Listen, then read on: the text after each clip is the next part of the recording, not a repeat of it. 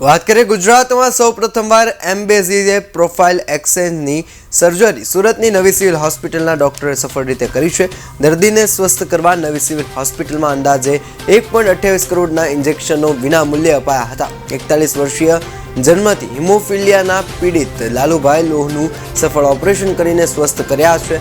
ત્યારે બનાસકાંઠાના પાલનપુરના ભૂતેડી ગામના વતની લાલુભાઈએ નવી સિવિલ હોસ્પિટલના ડોક્ટરોને દેવદૂત બનીને નવું જીવન આપ્યું હોવાની લાગણી વ્યક્ત કરી હતી। હિમોફિલિયા નામની બીમારી હતી, એના કારણે મારા પગમાં લોહીની ગોઠ થઈ હતી। તો મેં લોહીની ગોઠ માટે પાલનપુર, મહેસાણા, પછી પાટણ, અમદાવાદ વગેરે જગ્યાએ સરકારી અને પ્રાઇવેટ હોસ્પિટલોમાં પણ બતાવ્યું। કોઈ સર્જરી કરવા તૈયાર નહોતું અને સર્જરીનો ખર્ચો 1 કરોડ ઉપરનો પ્રાઇવેટે કીધું, જે મારી માટે અશક્ય હતો। પછી મને હિમોફિલિયા સોસાયટી સુરત દ્વારા જાણવા મળ્યું, તો હું સિવિલ હોસ્પિટલ સુરતમાં આવ્યો।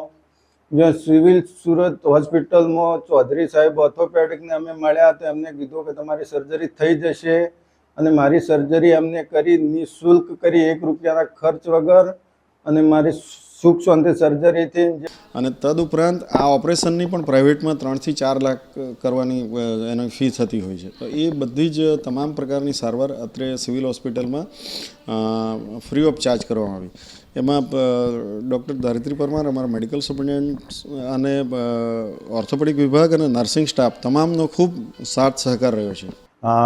દર્દી આપણા લાલુભાઈ એ છેલ્લા ઘણા વખતથી હિમોફિલિયાના ટ્યુમરથી પીડાતા હતા અને એમને હિમોફિલિયાનો જે રોગ હતો એના લીધે આખું જે ઘૂંટણ નીચે મોટું ટ્યુમર ડેવલપ થયું હતું અને એ આગળ બતાવવા માટે આવ્યા। તો અમે એમને ખાતરી આપી કે આપણું ઓપરેશન અહીંયા હિમોફિલિક સોસાયટીના મદદ અને બીજા જે અમારા ઓથોરિટી છે એમની મદદ દ્વારા વિનામૂલ્યે થઈ જશે અને સરસ રીતે અમે એને પાર પાડીશું।